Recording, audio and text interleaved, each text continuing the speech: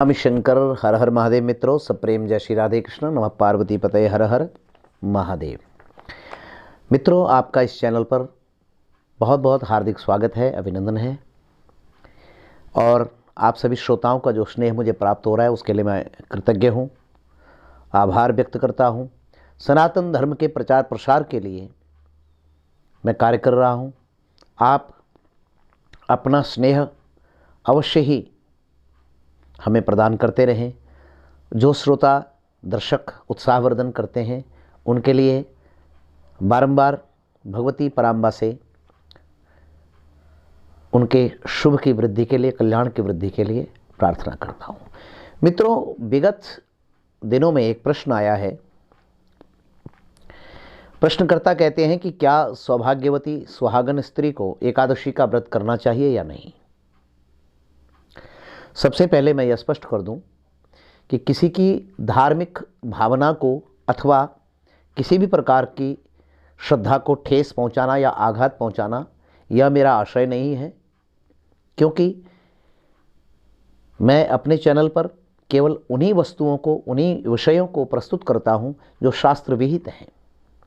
बिना शास्त्र प्रमाण के मैं यहाँ मनमाना कोई भी भाषण, संभाषण अथवा संदेश प्रेषित नहीं करता हूँ।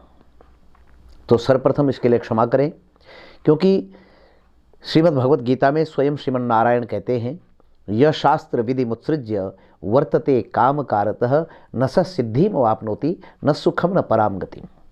शास्त्र विधि को छोड़ करके जो भी व्यक्ति, चाहे वो कोई धर्माचार्य क्यों न हो, धर्मगुरु क्यों न हो, शास्त्र विधि को त्याग करके अगर मनमाना आचरण करेगा तो न सिद्धि और न पराम गति, परागति, कुछ भी उसको प्राप्त नहीं होने वाला। तो इसका प्रमाण क्या है कि क्या हम करें, मनमाना आचरण क्या है और क्या नहीं है। उसके लिए तस्मात् शास्त्र प्रमाणम स्यात्, उसके लिए शास्त्र ही प्रमाण है।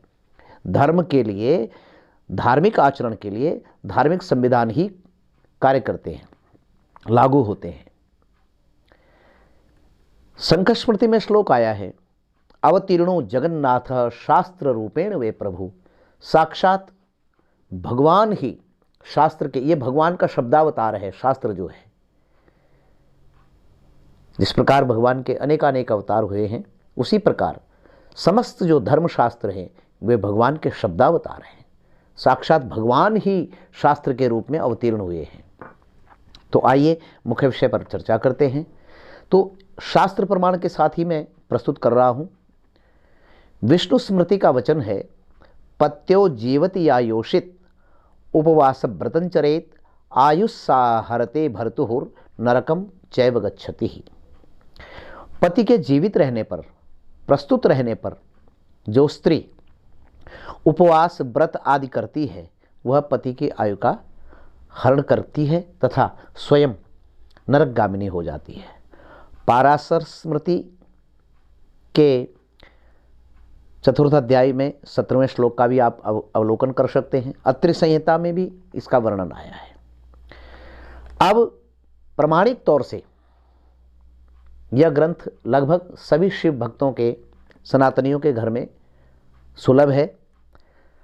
शिव महापुराण रुद्र संहिता पार्वती खंड के 54वें अध्याय का 29वां श्लोक और 44वां श्लोक, दो श्लोक यहाँ उल्लेखनीय हैं। कुर्यात पत्यननुज्ञाता नोपवासम व्रतादिकम अन्यथा तत्फलम नास्ति परत्रम नरकम व्रजेत।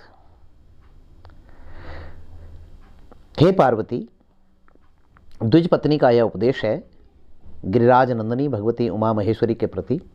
हे पार्वती, सदैव ही विवाहिता को पति की आज्ञा में रहकर कार्य करना चाहिए और उपवास व्रत आदि पर विशेष ध्यान उसका नहीं होना चाहिए, अन्यथा उसका फल क्या है, नरकम व्रजेत। दूसरा है 44वां श्लोक, शिव महापुराण रुद्र संहिता पार्वती खंड के 54वें अध्याय का, व्रतोपवास नियमम पतिम उल्लंघ्य याचरेत आयुष्यम हरते भर्तुः मृता निरय मृच्छति।